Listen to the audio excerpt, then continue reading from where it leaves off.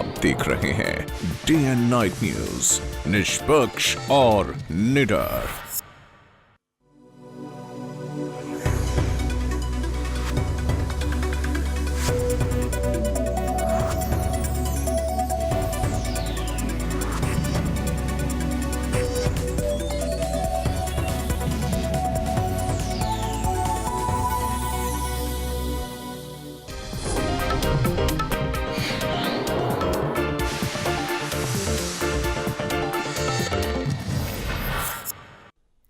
नमस्कार, day night news के Haryana bulletin में आपका स्वागत है। मैं हूं आपके साथ गौरव चक्रवर्ती।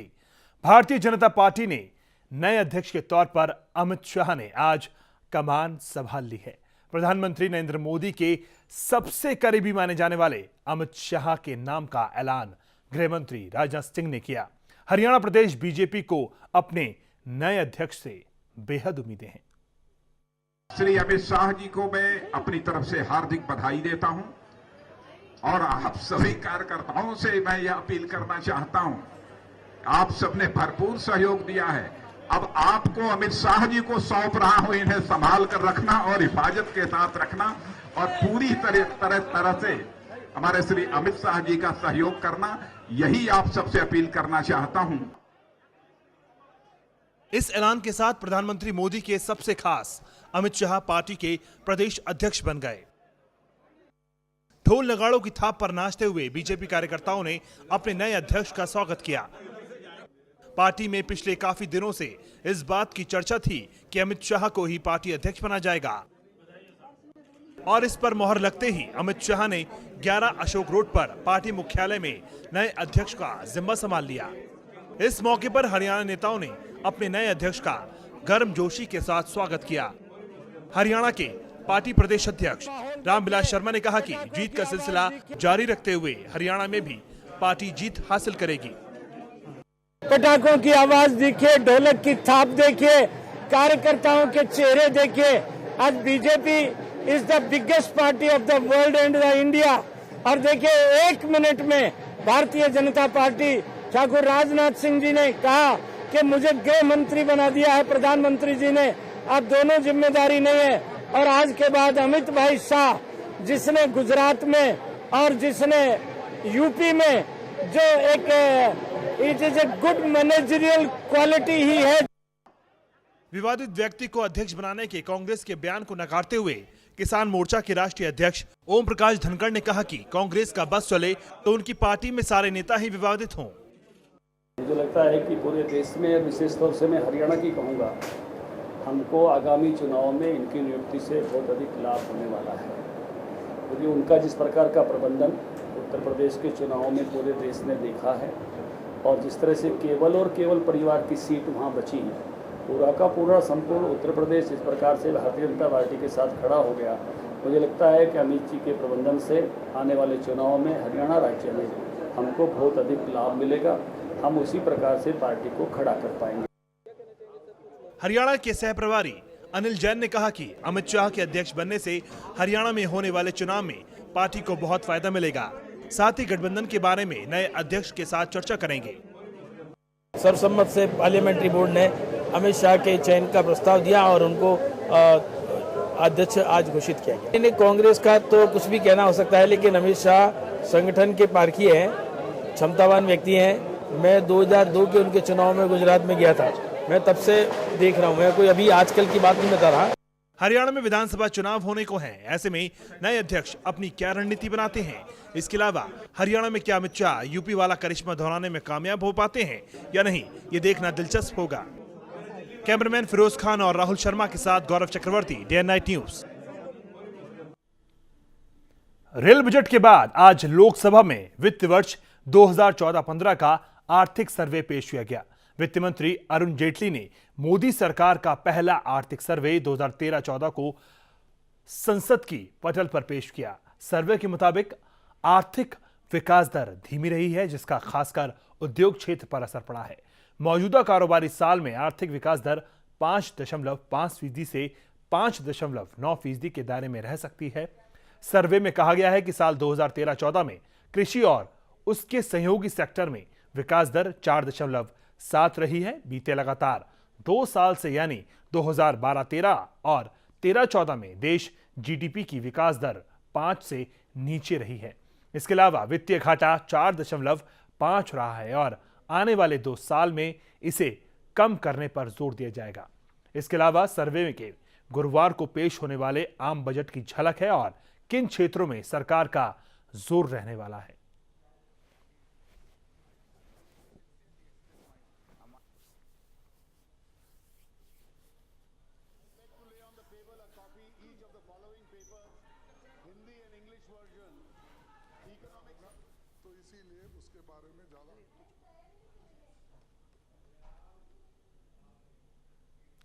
कल यानी गुरुवार को वित्त मंत्री अरुण जेटली आम बजट पेश करेंगे, जिसे लेकर लोगों में काफी कुछ उम्मीदें हैं। आइए जानते हैं हरियाणा की जनता इस बजट से क्या कुछ आस लगाए बैठी है। अच्छे दिन थोड़ी नहीं है तो बुरे दिन आ रहे हैं। महंगाई आ रही है दबकर, रेल किराया बढ़ा दिया, चीनी के दाम बढ़ा दिए, सिलेंडर के दाम बढ़ा दिए, तो ये अच्छे दिन थोड़ी ना बुरे दिन हो गए। ये तो व्यापारियों की बात करें तो व्यापारियों के हित में ये सरकार नहीं है। व्यापार जब से ये सरकार बैठी है, व्यापार दिन ब दिन डाउन जा रहा है। सरकार से हमें बहुत उम्मीदें हैं, बट देखते हैं कि सरकार क्या करती है हमारे लिए। सरकार ने जैसे कहा है कि अच्छे दिन आने वाले हैं, बस उसी पे ही हमें देखना है कि सरकार क्या करती है। जो हमारी इच्छाएं हैं युवाओं को, युवा वर्ग को, युवा पीढ़ी को, वो यही हैं कि आम विद्यार्थियों को उचित शिक्षा मिले, युवाओं को रोजगार मिले और जो अम्बाड़ा कैंट का जो ये रेलवे स्टेशन है उसको हाईटेक वर्ल्ड क्लास लेवल पर बनाया जाए। बजट आम आदमी को सुविधाएं प्रदान करने में सक्षम हो। जहां तक टैक्स की छूट की रहे थे, टैक्स की छूट भी बढ़नी चाहिए, क्योंकि इतनी महंगाई के दौर में ये पर्याप्त नहीं कि इतनी ही छूट हो। कम से कम 4 लाख से 5 लाख तक की छूट हो ताकि जनता को राहत मिल सके। हरियाणा में अलग शिरोमणि गुरुद्वारा प्रबंधक कमेटी बनने का मुद्दा लगातार गर्माता जा रहा है। पंजाब के मुख्यमंत्री प्रकाश सिंह बादल ने हरियाणा सरकार द्वारा अलग एसजीपीसी के मुद्दे पर कहा है कि ये कांग्रेस का पॉलिटिकल स्टंट है। ये एक्ट अंग्रेजों के जमाने में बना था, जिसके लिए लोगों ने कुर्बानी दी थी और कानून के मुताबिक दूसरा एक्ट बन ही नहीं सकता। हरियाणा में होने वाले विधानसभा चुनावों की तैयारी के मुद्दे पर प्रकाश सिंह बादल ने कहा कि शिरोमणि अकाली दल का ताल्लुक बीजेपी और इनेलो दोनों से है, जिसके लिए वो चुनाव के दौरान इनेलो से बैठकर चर्चा करेगी।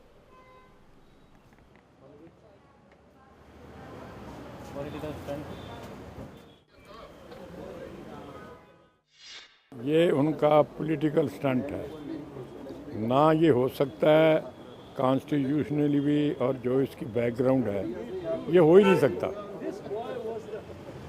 क्योंकि ये एक्ट जो बना था अंग्रेज़ के ज़माने में बना था और बड़ी कुर्बानी करने के बाद बना था। हज़ारों लोग शहीद हो गए, जेलें काटी और इतना तशद्दुद किया कि आज तक उसकी मिसाल नहीं। जब रीऑर्गेनाइजेशन हमारी हुई उसमें ये भी था कि कोई एक्ट जो डिफरेंट स्टेट्स का जिससे तल्लुक़ है तो वो स्टेट गवर्नमेंट नहीं कर सकती। ये सारा उनका बहुत सा हमारा तल्लुक़ है, बीजेपी के साथ भी हमारा बहुत तल्लुक़ है, तो वहाँ बैठ के करेंगे बात। क्या बीजेपी के साथ गठबंधन है जी? इनेलो का गठबंधन हो जाए, आप क्या पता, ये तो उन्होंने करना है ना, हमने तो करना।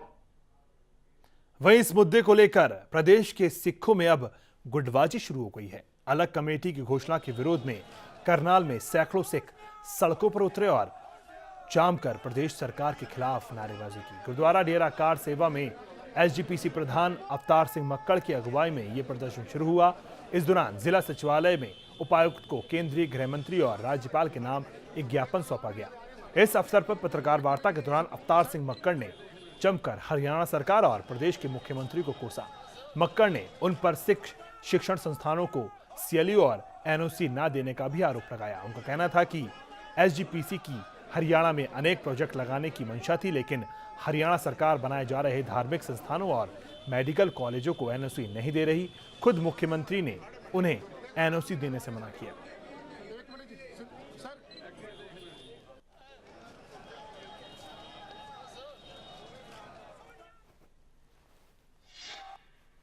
गुरुद्वारा प्रबंधक हरियाणा की वक्री गुरुद्वारा प्रबंधक कमेटी ਨੂੰ ਲੈ ਕੇ जो बेइंसाफी जो धक्का हरियाणे की कांग्रेस सरकार ने हुड्डा सरकार ने सिख कौम नाल कीता ਉਹਦੇ खिलाफ प्रोटेस्ट करने लई ਅਸੀਂ ਜ਼ਿਲ੍ਹਾ हैडकुआटर ਤੇ ਜਿਹੜਾ ਉਹ ਰੋਸ ਜਿਹੜਾ ਅਸੀਂ ਰੋਸ ਮਾਰਚ ਕਰ ਰਹੇ ਹਾਂ ਔਰ ਉਹਨਾਂ ਰੋਸ ਮਾਰਚਾਂ ਦੇ ਵਿੱਚ ਅਸੀਂ ਮੈਮੋਰੈਂਡਮ ਜਿਹੜਾ ਡੀਸੀ ਸਾਹਿਬ ਦੇ ਰਾਹੀਂ ਆਪਣਾ ਹੋਮ ਮਿਨਿਸਟਰ ਸਾਹਿਬ ਨੂੰ ਅਤੇ ਗਵਰਨਰ ਨੂੰ ਜਿਹੜਾ ਅਸੀਂ ਉਹ ਸੌਂਪ ਰਹੇ ਹਾਂ ਤਾਂ ਕਿ ਉਹ ਉੱਥੇ ਸਾਡਾ ਦਿੱਲੀ ਭੇਜਿਆ ਜਾਵੇ। भाजपा किसान मोर्चा के राष्ट्रीय अध्यक्ष ओम प्रकाश धनखड़ की टिप्पणी पर आप नेता नवीन जयहिंद ने विवादित बयान दे डाला। रोहतक में आप नेता नवीन जयहिंद ने प्रतिक्रिया देते हुए कहा कि वोट के लिए तो भाजपा कोठे भी खुलवा सकती है। जयहिंद बोले कि धनखड़ इस तरह का बयान देकर हरियाणा की इज्जत खराब कर रहे हैं, ये हरियाणा की युवाओं की बेइज्जती है। दरअसल धनखड़ ने कहा था कि हरियाणा में भाजपा की सरकार बने तो बिहार की लड़कियां लाकर कुंवारों को दुल्हनें दिलाएंगे। धनखड़ के इस बयान के बाद विवाद छिड़ा हुआ है।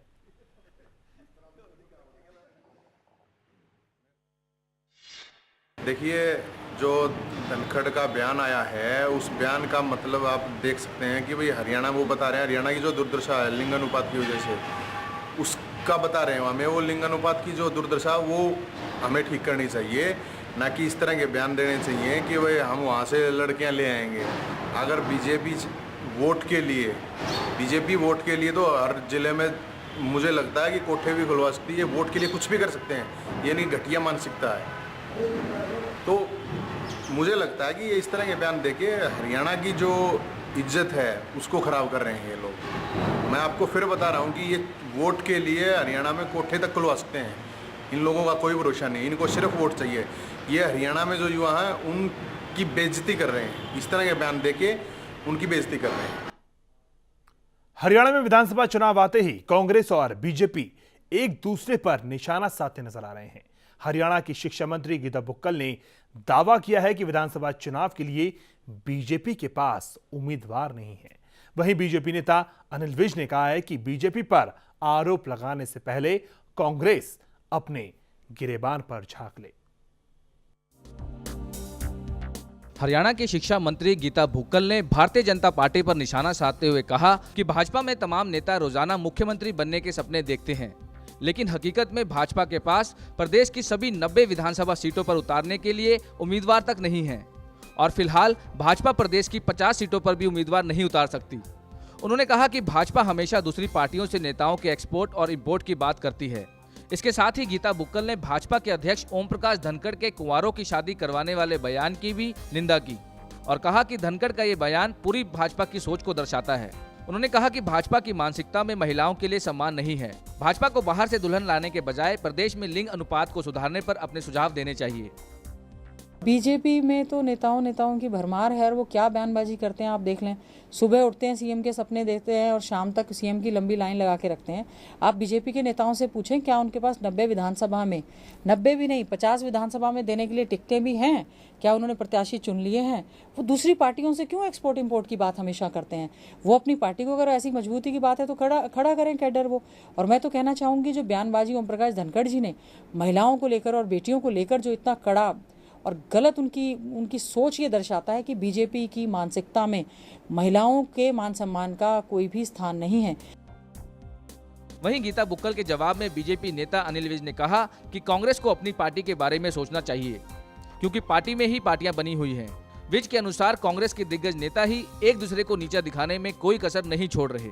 अनिल विज के अनुसार कांग्रेस को लोकसभा चुनावों से अंदाजा लगाना चाहिए कि बीजेपी के पास उम्मीदवार है या नहीं। गीता बुक्कल को चिंता करनी चाहिए अपनी पार्टी की। कांग्रेस की हालत बहुत ख़राब है। पार्टी में कई पार्टियां चल रही हैं और आपस में एक दूसरे को नीचा दिखाने में कोई कसर बाकी नहीं छोड़ रहे हैं। और वीरेंद्र सिंह ने तो घोषणा कर दी है कि भूपिंदर सिंह हुड्डा के नेतृत्व में कांग्रेस दहाई का आंकड़ा पार नहीं करेगी। तो गीता बुक्कल को तो अपनी पार्टी की चिंता करनी चाहिए और कम से कम लोकसभा चुनाव के बाद तो इनको समझ आ जानी चाहिए थी। हमारे पास अगर कैंडिडेट ना होते, हमारे पास अगर कार्यकर्ता ना होते तो हम 72 में से 52 विधानसभा हलकों में जीत नहीं सकते। विधानसभा चुनाव आते ही कांग्रेस और भाजपा के बीच घमासान शुरू हो गया है। जहां एक और भाजपा नेताओं में बैठकों का दौर जारी है, वहीं कांग्रेस ने चुनाव लड़ने के इच्छुक उम्मीदवारों के फॉर्म भरने शुरू कर दिए हैं। प्रदेश में विधानसभा चुनाव सर पर हैं, जिसके मद्देनजर कांग्रेस और भाजपा ने कमर कस ली है। जहां एक और कांग्रेस ने हर जिले में बैठक और रैलियों का दौर शुरू कर दिया है, वहीं भाजपा नेताओं की माने तो जल्द ही होने वाली पार्लियामेंट्री बैठक में भाजपा हजका गठबंधन पर फैसला होने पर चुनावी अभियान तेज कर दिया जाएगा। चंडीगढ़ से कैमरामैन गिरीश दुर्गापाल के साथ Manoj Rathi, day and night news. भ्रष्टाचार, महंगाई और बेरोजगारी को लेकर इनेलो कार्यकर्ताओं ने रेवाड़ी शहर के बाजारों में जोरदार प्रदर्शन किया। इस दौरान प्रदेश सरकार के खिलाफ जमकर नारेबाजी भी की गई। इसके बाद उन्होंने सचिवालय पहुंचकर मुख्यमंत्री के नाम उपायुक्त को ज्ञापन सौंपा। इनेलो नेताओं का कहना है कि स्थानीय जनप्रतिनिधियों और प्रशासनिक अनदेखी के चलते आज रेवाड़ी की हालत बस से बदतर हो गई है। शहर के सर्कुलर रोड से दुपहिया वाहन तो क्या, पैदल नागरिक भी आसानी से नहीं निकल सकता। स्वयं बिजली मंत्री के निवास टाउन मॉडल टाउन की सड़कें पूरी तरह जर्जर हालात में हैं। वहीं बिजली, पानी और कानून व्यवस्था पूरी तरह से चौपट हो गई है, जिससे अपराधियों के हौसले दिन ब दिन बुलंद होते जा रहे हैं।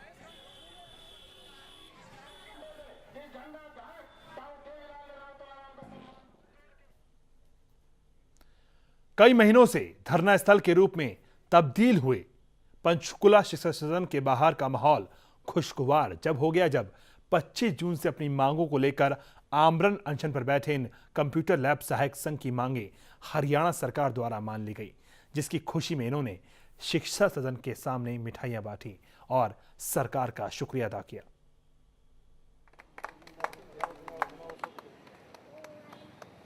पंचकुला शिक्षा सदन के सामने मिठाइयां बांटकर एक दूसरे को बधाई दे रहे ये हरियाणा राज्य के कंप्यूटर लैब सहायक संघ हैं। ये हरियाणा राज्य के कंप्यूटर लैब सहायक संघ बुधवार को धरना स्थल के माहौल में थोड़ी सी खुशियां बढ़ते दिखे।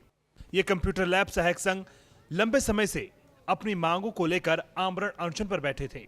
बुधवार को हरियाणा सीएम के साथ हुई मीटिंग में इनके लिए सौगात लेकर आई और इनकी तीनों मांगे, जिसमें 26 महीने का वेतन, निजीकरण और न्यूनतम वेतन 15,000 रुपए मान ली गई है। शिक्षा मंत्री ने कहा कि उनका शोषण करने वाली कॉर प्रोजेक्ट कंपनी के खिलाफ सरकार ने एफआईआर दर्ज कर दी है। मुझे खुशी है कि कल माननीय मुख्यमंत्री जी से हमारी जो मीटिंग हुई है और एक तरह से सफलता हमें हासिल हुई है। माननीय मुख्यमंत्री जी को, शिक्षा मंत्री जी को और उच्च अधिकारियों को बहुत बहुत तहे दिल से अपने संगठन की तरफ से धन्यवाद देना चाहता हूं, जिन्होंने हमारी मांगों को पूरा समर्थन करते हुए हमें पूरा करने का एक आश्वासन दिया है। ये तय हुआ है कि इनको जो है इनका बकाया 6 महीने का प्लस 14 महीने का, 6 महीने का अभी और 14 महीने का 15 दिन के अंदर अंदर जो है इनको दे दिया जाएगा।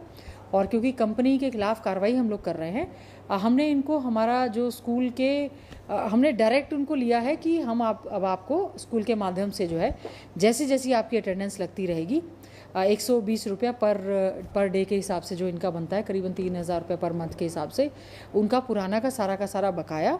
और इसके अलावा क्योंकि मुख्यमंत्री जी को ये महसूस हुआ कि इनके साथ ये काफ़ी कम है और उसको भी बढ़ाए जाने के आदेश मुख्यमंत्री जी ने दिए हैं।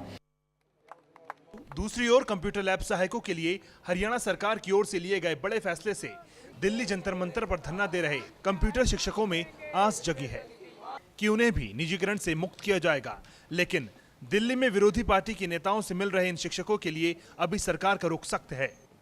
शिक्षा मंत्री गीता भुक्कल ने साफ कहा है कि इनकी मांगे विविध तरीके से मान ली जाएंगी, पर विपक्ष इनको हवा दे रहा है और ये टीचर राजनीति स्टंट कर रहे हैं।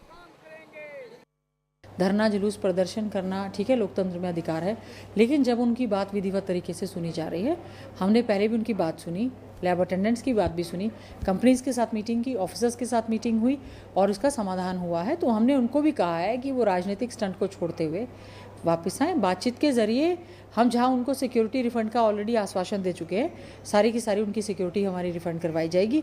हमारे स्कूलों में जो कंप्यूटर शिक्षा इस समय ग्रहण कर रहे हैं बच्चे, उनके लिए हैं, क्योंकि ये लोग धरने पे बैठे हैं और उससे काफ़ी ज़्यादा बाधा हो रही थी। और इनके साथ साथ फील्ड में भी बहुत से लोग हैं जो तंग आ चुके हैं इस बात को लेकर कि धरना जुलूस काफ़ी लंबे समय से हो गया और विपक्ष सिवाय उसको हवा देने के, समाधान की कोई बातचीत नहीं कर रहा। उनको कोरे आश्वासन इस बात के लिए दिए जा रहे हैं। बल्कि इस बात को तूल दिया जा रहा है कि वो और बढ़े। और सरकार लेकिन इस मामले में, शिक्षा विभाग इस मामले में गंभीर है। सरकार की ओर से इन शिक्षकों को स्कूल में वापस ना जाने की स्थिति में सख्त कार्रवाई की हिदायत भी दी जा चुकी है। ऐसे में जंतर मंतर पर धरना दे रहे ये शिक्षक असमंजस में पड़ गए हैं। राजनीतिक पैंतरे कहें या फिर कुछ और, लेकिन आगामी विधानसभा चुनावों से पहले हरियाणा सरकार ने कंप्यूटर लैब सहायक संघों की मांगे मान ली है। अब पंचकुला शिक्षा सदन और दिल्ली में धरना दे रहे अन्य कर्मचारियों की मांगे कब तक मानी जाएंगी, ये देखना बाकी है।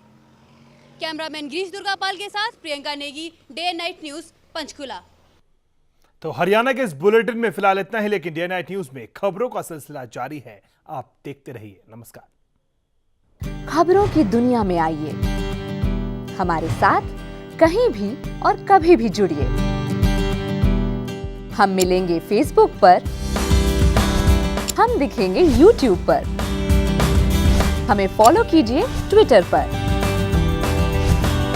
खबरों के साथ बने रहिए रात दिन।